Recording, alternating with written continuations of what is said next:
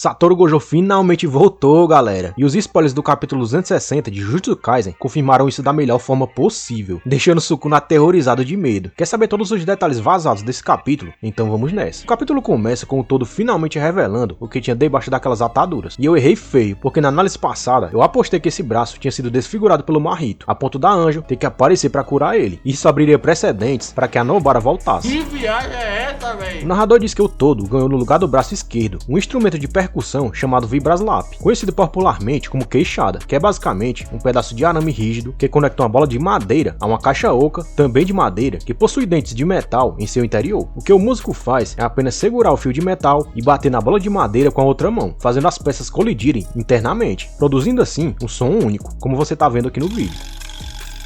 O narrador ainda fala que o Todo fez um voto vinculativo para manter a ativação do Boogie-Woogie de palmas entre a bola de madeira do instrumento com as peças de metal dentro dele. Com isso, um simples toque do Todo na peça de madeira do instrumento produz um som semelhante a dezenas de palmas batendo, e assim ele consegue trocar de lugar até 50 vezes por segundo, o que é um baita upgrade no Boogie-Woogie, e explica como ele conseguiu salvar tantos feiticeiros no campo de batalha antes do Sukuna queimar geral. Mas se fosse eu, teria feito um voto, sei lá, para bater os dentes. Eu garanto que seria bem mais fácil. O Yuji analisa esse novo Boogie-Woogie como uma roleta que joga os três, ele, o Sukuna e o Todo, mudando de lugar sem parar até que ela pare de girar. Só que esse giro da roleta, para desespero do Sukuna, acontece em apenas um segundo. Então mesmo que o vilão seja muito rápido, ele vai ter dificuldade enfrentando esses dois. Eu mesmo tô tonto só de explicar, todo parte pra cima do Sukuna. E quando o vilão se prepara para atacar o Yuji, pensando que eles irão trocar de lugar, o bombado surpreende o Rei das Maldições com várias trocas de lugar, confundindo ele e dando brecha para que o Yuji acerte um super soco bem na costela do vilão, abrindo buraco.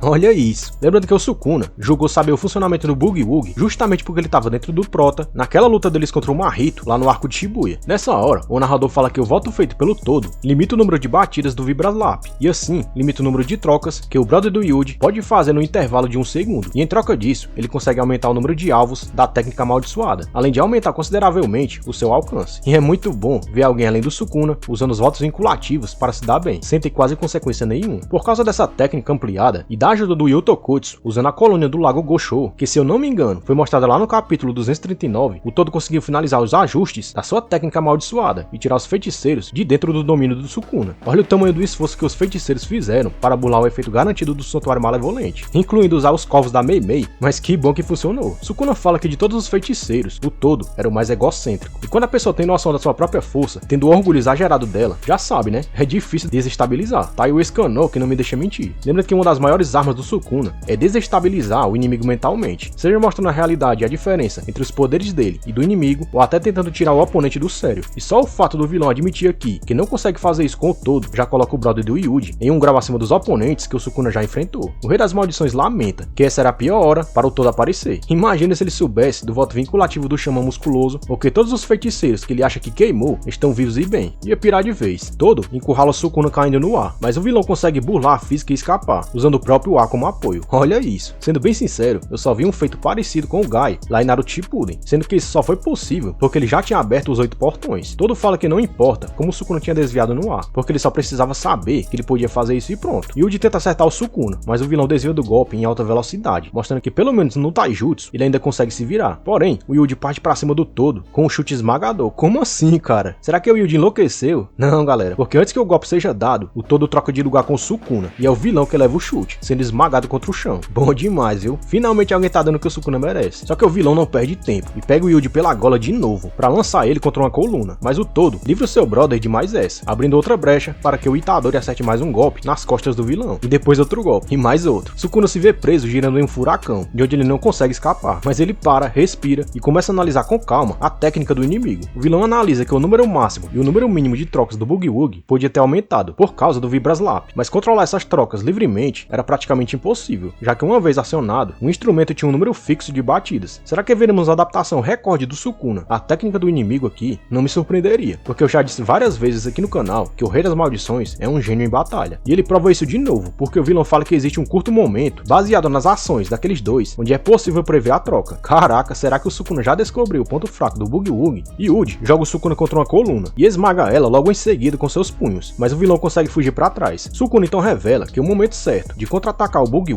era quando o Yuji atingisse o ápice da sua concentração. Em outras palavras, o vilão imagina que quando o Itadori estiver preparado para lançar um Black Flash, é nesse momento que a troca vai acontecer. Só que a dupla vai tentar enganar ele, indicando que vão trocar de lugar com um toque, mas não vão trocar na real, exatamente como foi na luta contra o Mahito. Na página seguinte, vemos o Sukuna preparando o punho com energia, crente que era isso que ia acontecer mesmo. Só que do nada, um corvo da Mei Mei passa atrás dele, deixando o vilão confuso, achando que era com aquele corvo que eles iam trocar de lugar. Mas enquanto o pássaro rouba toda a atenção do Sukuna, o todo não troca de lugar com ninguém, dando total suporte para que o Yuji acerte mais um Black Flash no peito do Rei das Maldições, que cravou tão fundo que sem dúvidas acertou o coração dele, meio que dando troco pelo que o vilão fez com ele lá no início da história. E o golpe foi visceral, é tanto que o Sukuna cospe sangue aqui. Mas será que esse é o fim do Rei das Maldições? É claro que não, porque o Gege já trata de mexer os pauzinhos para uma defesa mais sólida que o Higuruma dentro de um tribunal, porque o narrador afirma que embora o Sukuna esteja totalmente acabado depois de tantas lutas e de ter usado tanta energia, ainda assim ele possui energia suficiente para se equiparar ao Yu Tokutsu. Olha o malabarismo que o autor faz para o vilão tirar poder até de onde não tem. A explicação é que o Sukuna tem um controle fino de energia amaldiçoada nas técnicas, e que por isso ele não desperdiça nenhuma gota nunca. Ah tá, e que por isso ele poderia simplesmente restaurar sua técnica exausta daquele mesmo jeitinho que a gente já conhece, que o Gojo fez tantas vezes durante a luta contra o vilão, destruindo aquela parte do cérebro e regenerando ela depois. A pergunta que fica é, será que o Sukuna vai restaurar o Santuário Malevolente, ou vai apelar de novo para a técnica das 10 sombras? E quando o Sukuna se prepara para falar expansão de domínio e massacrar geral, alguém faz isso antes, galera. Mas quem? Os spoilers não deixam claro se foi o Sukuna que falou expansão de domínio ou se foi esse outro feiticeiro que chegou de repente. Mas agora finalmente entendemos a função daquele corvo que apareceu antes no campo de batalha, que foi para trazer esse cara, porque de repente uma silhueta aparece no meio de uma nuvem de poeira, e por um segundo o Rei das Maldições percebe de quem se tratava, ele mesmo, o mais forte, o mais honrado, o mais hypado, Satoru Gojo. Finalmente temos a volta do professor, depois de tantas teorias, zoação do autor e tantos fanboys do Sukuna enchendo o saco que isso nunca aconteceria. Realmente não tem como confundir esses olhos, esse brilho no escuro, porque desde sempre essa foi a marca registrada de reconhecimento imediato de Satoru, como o Sharingan era reconhecido só com o olhar lá em Naruto. Mas é real mesmo? Ou foi só um vislumbre que o Sukuna viu ali no campo de batalha? Ainda é cedo pra cravar esse retorno, até porque precisamos esperar o capítulo oficial sair. Mas depois de tudo que aconteceu, é bom ficar com o pé atrás, para não se decepcionar. Mas se for o caso mesmo, e esse cara for o Gojo, meu amigo, essa volta dele vai fazer mais barulho que a sua partida, sem dúvidas. Vi muita gente até falando que isso era ruim, porque tirava todo o peso da morte dele, além de todo o arco de crescimento e amadurecimento do Yuji, mas eu discordo. E como eu sempre torci aqui para que ele voltasse, não dá pra reclamar e ficar dos dois lados. Pra mim, isso é um grande acerto do Gege, até porque, sendo bem sincero, o Gojo nunca conseguiu fazer nada contra o Sukuna, sem falar que nem a partida dele foi explicada direito, fora aquela montanha de pistas que ele voltaria. Mas agora, aparentemente, parece que ele vai ter a chance de se redimir. Vendo pelo lado dos feiticeiros, não teria melhor hora para o professor aparecer no campo de batalha, porque o Sukuna tá o mais nerfado possível. Eu não vi outro feiticeiro, incluindo o Itadori, que fosse capaz de vencer o vilão. A minha esperança é que com a volta do Gojo, outros feiticeiros se encorajem a voltar para a luta, montando o palco perfeito para que a batalha final aconteça, e esse arco finalmente ande, coisa que não acontece faz tempo. O capítulo termina com o narrador falando que aquele era o cara que as mãos do Sukuna tinham enterrado, o fantasma do mais forte, pois aqueles olhos eram inconfundíveis. Mas o que será que ele quis dizer com fantasma? Será que é porque o vilão não esperava esse retorno? Ou é porque ele já destruiu e reconstruiu o cérebro tantas vezes que começou a ficar maluco? Isso a gente só vai saber quando sair o capítulo oficial. E para não perder cada detalhe explicado, que eu vou trazer aqui quando ele chegar, se inscreve no canal com as notificações ativadas, porque segunda tem análise completa e detalhada do capítulo 260. Obrigado por ter ficado no vídeo até aqui e valeu!